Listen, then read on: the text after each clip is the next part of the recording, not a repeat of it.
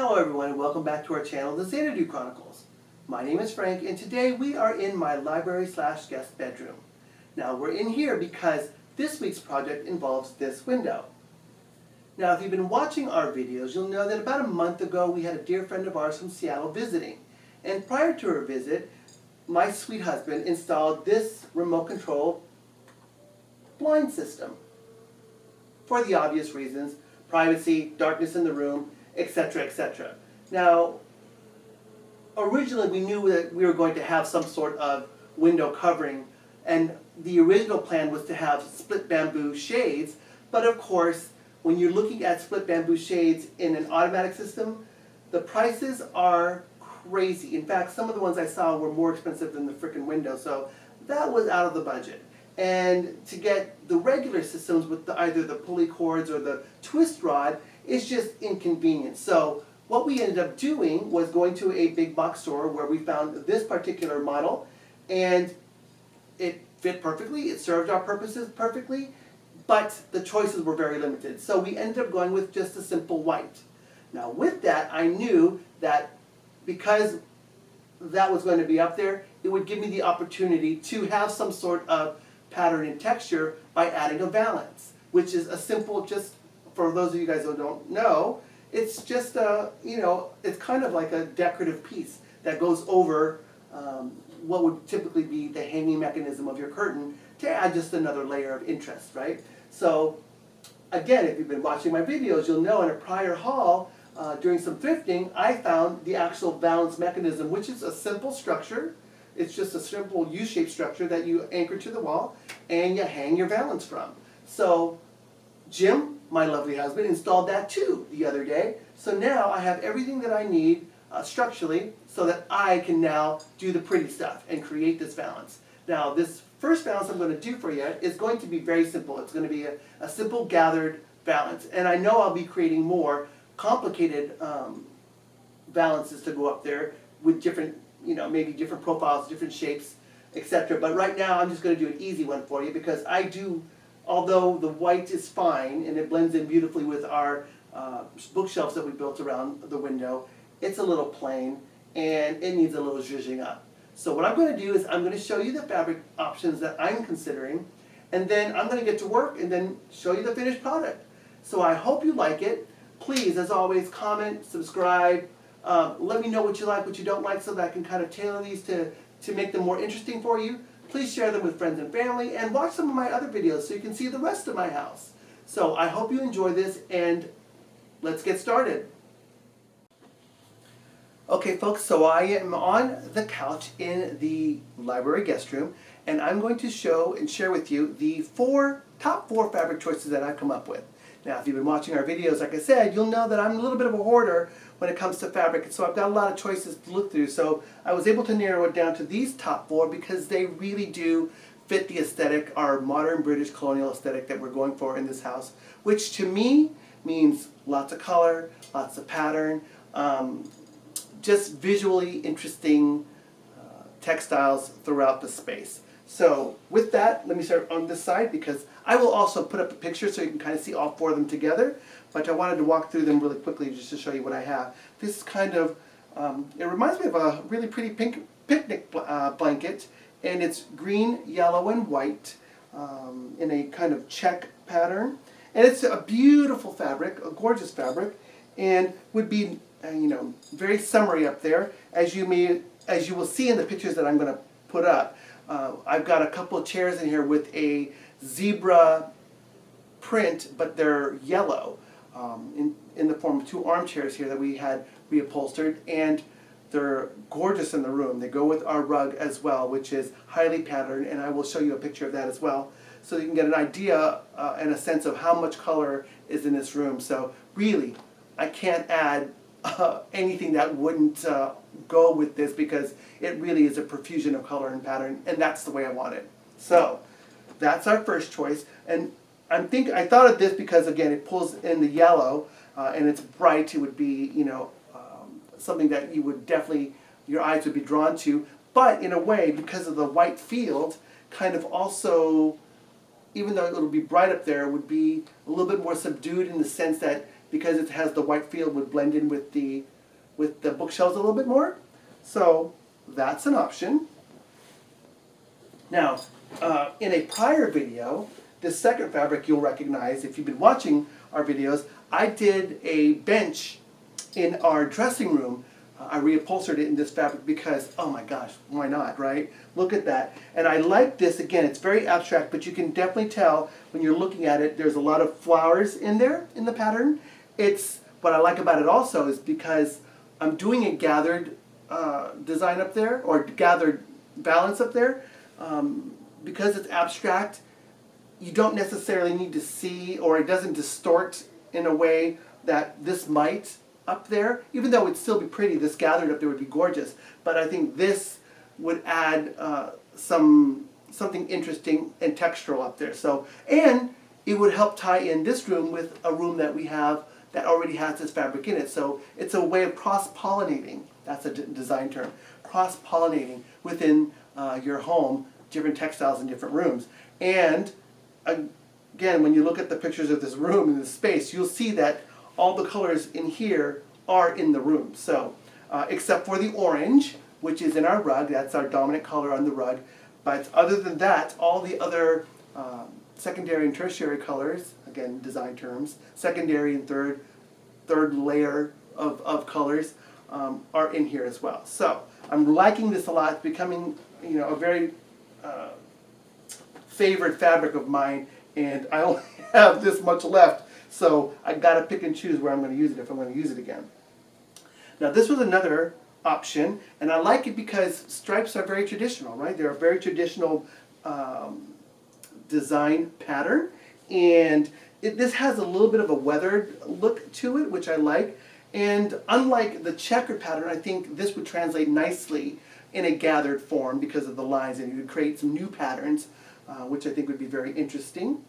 And like I said, the coloration, I mean, you look at the couch here, which is, it's a Chesterfield in a very bright marine blue, peacock blue almost, but this works amazingly well with it as well, and coordinates with all the other colors. I mean, my rug here has every color of the rainbow in it, so this will work too.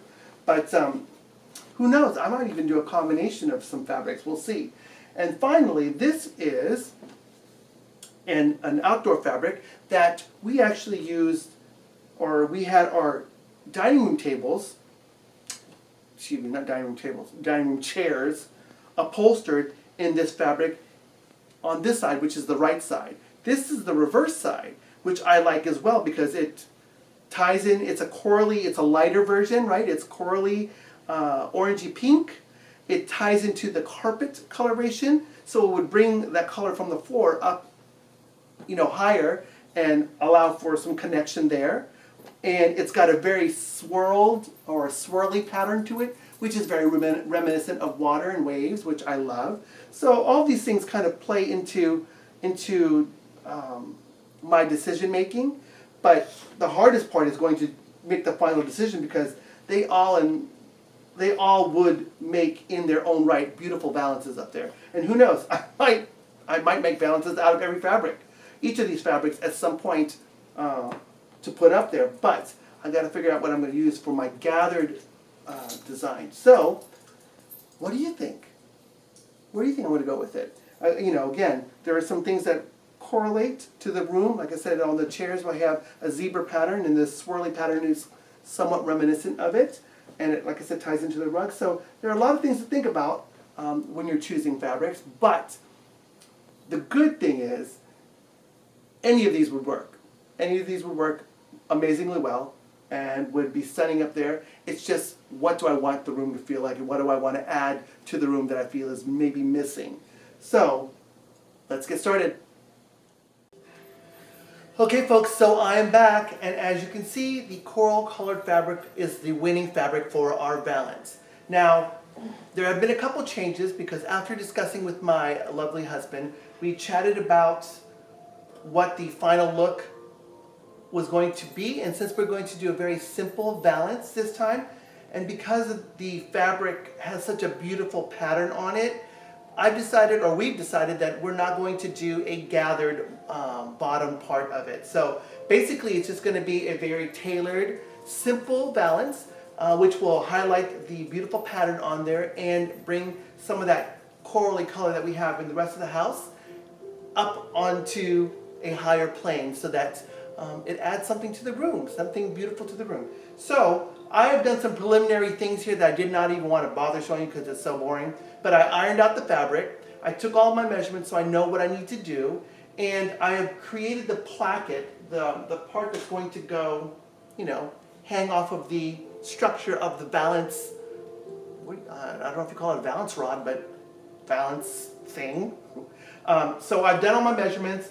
I have actually used some hem tape to create this beautiful edge, and I'm going to show you some pictures of the things that I did when I was ironing and prepping this before the actual stitching. So, you know, it's all about the measurements and all about doing things correctly and in order, so that you come up with a beautiful finished result versus something that's kind of half done and messy. So I've ironed, I've got everything ready for me to stitch. I'm going to stitch really close to this edge here to create my placket, and then I'm also going to do a 1/2 inch stitch from the top here, so that there is a little bit of almost like an edging fringe at the very, very top, because the mounting, there is a little bit of a space, because otherwise you wouldn't be able to get the mechanism, you know, on the window without a little bit of clearance. So there's just like a 1/2 inch of clearance at the very top of this piece before it hits the bottom of the bookshelf that's above it. So I'm going to do a stitch so it creates a little fringe that kind of covers that up, so there's not a little line of light, hopefully, fingers crossed. And at the bottom, I've decided, because it's going to be very simple, now this is going to be the good side. The light side is what's going to show, right? This is the actual back side. So you could use either side, and as I told you, in our dining room, on our chairs, we actually use the darker side. So this is a Perennials fabric, and I'm going to cut off a strip and create a banded edge at the very bottom of the darker color. So you have this beautiful light colored body, and then you'll have a nice little strip at the bottom of the opposite side, the contrasting darker side, which will add just a nice little banded edge at the very bottom. So I'm going to start sewing, and I hope you enjoy what you see at the very end, okay? So let me take a sip of my tea for some fuel and energy, and let's get this party started.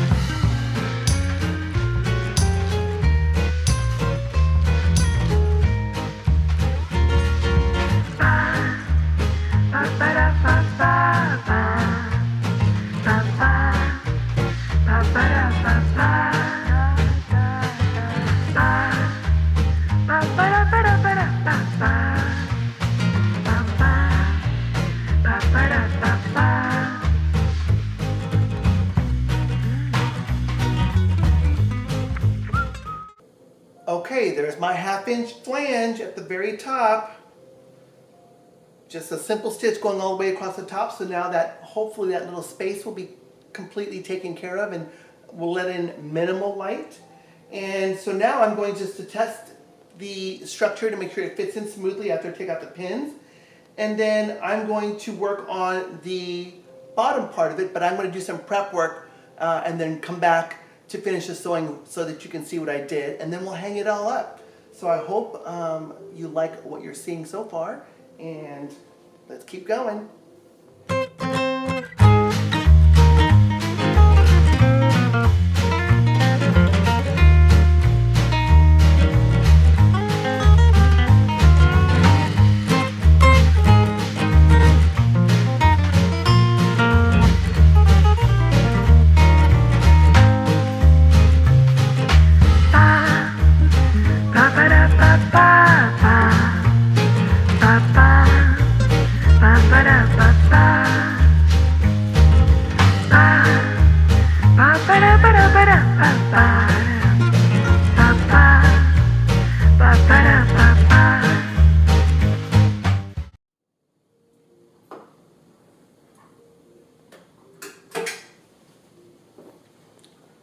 We're done!